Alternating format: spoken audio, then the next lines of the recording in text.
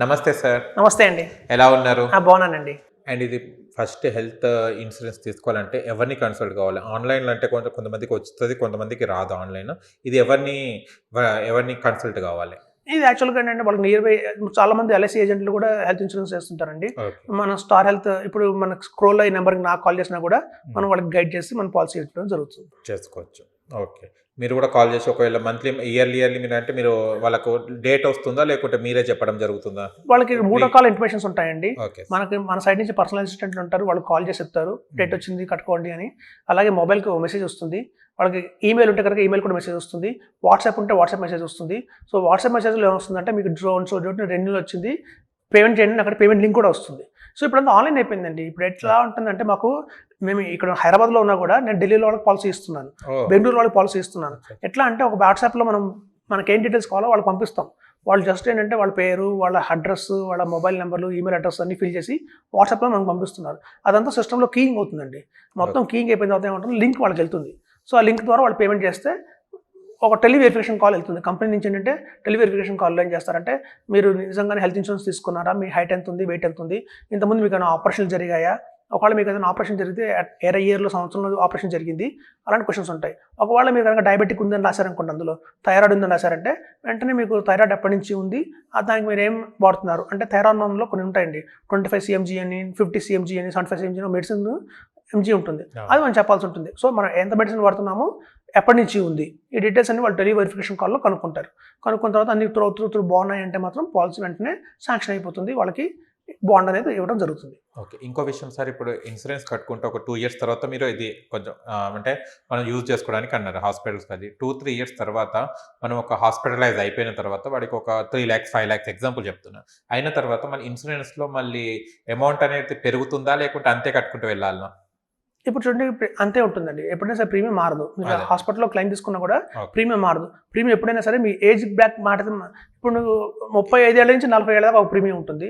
41 నుంచి 45 దాకా ఒక ప్రీమియం ఉంటుంది. అలా మీరు ఎప్పుడైతే 5 years పెరుగుతూ ఉంటుంది మీ ఏజ్, ఆటోమేటిక్‌గా ప్రీమియం అనేది పెరుగుతుంది. కానీ ఏజ్ పెరుగుతూనే ప్రీమియం పెరుగుతుంది తప్ప గానీ మనం ఒకవేళ హాస్పిటలైజ్ అయ్యి అక్కడ ఇన్సూరెన్స్ మనం తీసుకుంటే అయితే కంటిన్యూ యథావిధిగానే మనం ప్రీమియం అలా కట్టుకుంటూ విధంగా ప్రీమియం వెళ్ళిపోవాలి. ఉంటుంది. అప్పుడు నో క్లెయిమ్ బోనస్ ఏదైతే ఉంటుందో అది రాదు. ఆ సంవత్సరానికి నో క్లెయిమ్ బోనస్ రాదు.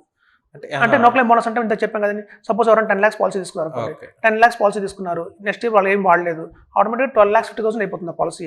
అచ్చా. తర్వాత నెక్స్ట్ ఇయర్ కూడా వాళ్ళు ఏం వాడలేదు. అదే 15 lakhs అవుతుంది. ఓకే. అట్లా నో క్లెయిమ్ బోనస్ అనేది ఇస్తారు. అంటే 25% of the sum issued no claim బోనస్‌గా వస్తుంది. ఓకే. మనం ఏదైనా క్లెయిమ్ పెడితే మాత్రం ఆ నో క్లెయిమ్ బోనస్ అనేది తగ్గుతుంది. మళ్ళీ తగ్గుతుంది.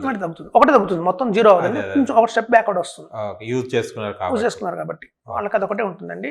బట్ వేరేస్ ఇది బాగానే ఉంటుంది. సీనియారిటీ ఇప్పుడు చూడండి పాలసీ ఎప్పుడైనా సరే తీసుకున్న 2 ఏళ్లకి ఏదైనా అడ్మిట్ అయితే మాత్రం కొంచెం డౌట్ఫుల్ పెడతారు. వీళ్ళకి ముందే ఉందా, మనకి మోసం చేశారు అది ఇది అని. అదే. ఎప్పుడైతే పాలసీ తీసుకున్న 4 ఏళ్ళు 5 ఏళ్ళు అయిపోయింది అనుకోండి, ఇక మీకు ఇంకా క్లియర్‌గా వచ్చేస్తుంది. మీకేమి వాళ్ళేమి అబ్జెక్షన్స్ ఏం చేయరు. ఎందుకంటే 4 ఏళ్ల నుంచి బాగానే ఉన్నారు.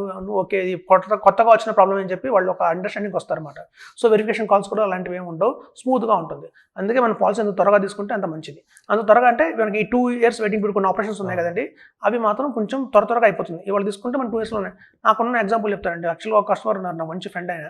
చెప్పాను తీసుకోండి సార్ బాగుంటుంది అంటే, నాకు చక్రధర్ ఎందుకులే నాకు కంపెనీ వాళ్ళు ఇస్తున్నారు కదా, మనం మ్యూచువల్ ఫండ్స్లో ఇన్వెస్ట్మెంట్ చేద్దాం, షేర్స్లో ఇన్వెస్ట్మెంట్ చేద్దాం, అది తర్వాత చూద్దాంలే అన్నారు. తర్వాత ఏమైంది, ఒక 1.5 years తర్వాత తీసుకున్నారు. నేను చెప్పగా సరే నువ్వు చెప్తున్నావు కాబట్టి తీసుకుంటానని చెప్పి ఒక 5 lakhs పాలసీ తీసుకున్నారు. తీసుకున్న తర్వాత ఏమైంది, ఒక 1 year తర్వాత ఆయనకు ఉద్యోగం మానేయాల్సి వచ్చింది. ఆ కంపెనీలోంచి సొంతంగా ఒక స్టార్టప్ కంపెనీ పెట్టుకున్నారు. ఆయన సొంతంగా చేసుకుంటున్నారు. అప్పుడు వాళ్ళ మిసెస్కి ఏదో కిడ్నీలో ప్రాబ్లం వచ్చి కిడ్నీ స్టోన్స్ ఆపరేషన్ జరిగింది. చూడండి 6 months ఆగుంటే వచ్చేది ఆ కవరేజ్. అంతా చెప్పుకున్నాం కదా 2 years దాకా ఆపరేషన్ కవర్ కాదు. కరెక్ట్గా 18 monthsలోనే ఆవిడకి ఈ ఆపరేషన్ వచ్చింది. అదే మనం ముందు తీసుకుని ఉంటే ఆ మొత్తం 1 lakh అనేది మనం జేబు నుంచి పడకుండా కంపెనీ ఇచ్చి ఉండేది. సో ఎప్పుడు మనం చెప్పలేం కాబట్టి 2 years తర్వాత ఏమవుతాయి అని. ఇప్పుడు ఏంటంటే వెల్నెస్ అని కొత్తగా వచ్చాయండి ప్రోగ్రామ్స్. కొంచెం కాస్ట్లీలతో కూడుకున్న ప్రోగ్రామ్స్ కానివ్వండి. ఇది చాలా మంది తెలియదు. ఈ వెల్నెస్ ప్రోగ్రామ్లో కనుక మనం టెస్ట్ చేయించుకుంటే రాబోయే 10 ఏళ్ళకు మన హిస్టరీ తెలిసిపోతుంది. అంటే మీకు 2040లో హార్ట్ అటాక్ వస్తే అది ఇప్పుడే చెప్తుంది మీకు ఆ సంవత్సరంలో హార్ట్ అటాక్ వస్తుందని. మనకి 2030లో క్యాన్సర్ వచ్చేది ఉందంటే ఇప్పుడే చెప్పేస్తుంది మీకు క్యాన్సర్ వచ్చేది ఉంది అని చెప్పి. సో అట్లాంటివి కూడా అడ్వాన్స్ టెక్నాలజీస్ చాలా బాగా వచ్చాయండి.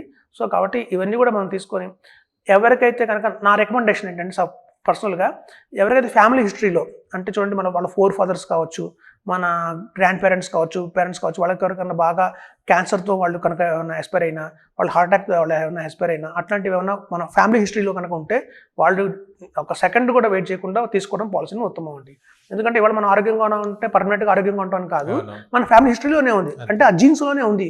సో జీన్స్లో ఉన్నప్పుడు తప్పకుండా అయితే క్యాన్సర్ గ్యారంటీగా వస్తుంది. కాబట్టి ఒకవేళ అలాంటివి ఉంటే మాత్రం నిర్లక్ష్యం అయితే చేయకండి చెప్తున్నాను. కన్సల్ట్ అయ్యి మాకు కూడా హెల్త్ ఇన్సూరెన్స్ కావాలంటే ఎలా అప్రోచ్ కావాలో చెప్పండి. అదే మన కింద మన నెంబర్ డిస్ప్లే నెంబర్కి కాల్ చేస్తే నేను కానీ మా అసిస్టెంట్స్ కానీ ఎవరైనా ఎత్తి మనకి సహాయం సార్ వాళ్ళకి కావాల్సిన పాలసీ ఏంటి, ఎంత సబ్మిషన్ తీసుకుంటే బాగుంటుంది అని క్లియర్గా వాళ్ళకి ఎక్స్ప్లెయిన్ చేసి ఫర్దర్గా మన పాలసీ ఇవ్వచ్చండి. ఎక్కడైనా వాళ్ళు కాల్ చేయొచ్చు, ఎక్కడ వాళ్ళైనా కాల్ చేయొచ్చు, ఆల్ ఓవర్ ఇండియా ఎక్కడ ఉన్న వాళ్ళు కాల్ చేయొచ్చు. మన ఎక్కడి నుంచి కూడా మన పాలసీ సర్వీస్ ఇవ్వడం జరుగుతుంది. ఓకేనండి, thank you so much. Thank you అండి. ఓకే, చూశారు కదా ఫ్రెండ్స్, మీకు కూడా హెల్త్ ఇన్సూరెన్స్ కావాలనుకుంటే ఇంకా వేరే ఫైనాన్షియల్ ఇంకేమైనా మీకు డౌట్స్ ఏమైనా ఉంటే చక్రధర్ గారి నెంబర్ ఇస్తాము, ఆ సార్కి కాల్ చేసి మీ ఫైనాన్స్ డౌట్స్ ఏమైనా ఉంటే కూడా కన్సల్ట్ కండి. ఏదైనా ఇన్సూరెన్స్ చేయాలన్నా కూడా సార్ని కన్సల్ట్ కావచ్చు. ఓకేనా? మీకు కనుక మా వీడియో నచ్చిన లైక్ చేయండి, షేర్ చేయండి, కామెంట్ చేయండి, సబ్స్క్రైబ్ ఛానల్ అక్కడ గంట సింబల్ టంగున కొట్టండి. నేను మీ యాంకర్ పప్పు. Bye bye.